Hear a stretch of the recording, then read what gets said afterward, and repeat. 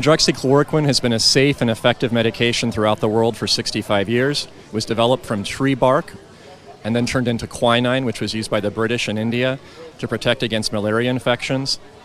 Today, the synthetic form, which is hydroxychloroquine, is used throughout the world. It is actually a WHO mandated necessary medication to prevent against malaria pandemics. And it's been used in the United States for lupus and rheumatoid arthritis on a daily basis for decades in patients who take it every single day. Women, children, pregnant women, nursing mothers, and elderly adults.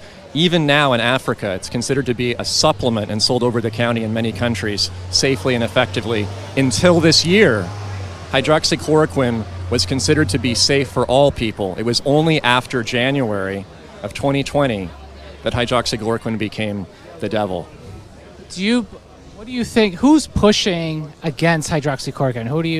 Who's behind it? Well, I think there's a coalition of forces that are behind the push against hydroxychloroquine.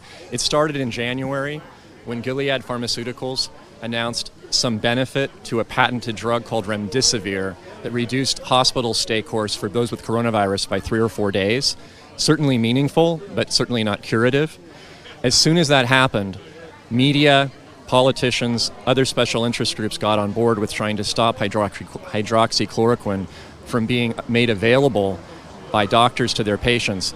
And a whole campaign was set against it, including several research publications like The Lancet back in June that published fraudulent data that was later retracted to say that hydroxychloroquine either didn't work or it killed people. My belief at this point is that it's all about the election. And there are people now in positions of power, politicians primarily, who will benefit from keeping America scared and stuck at home through November.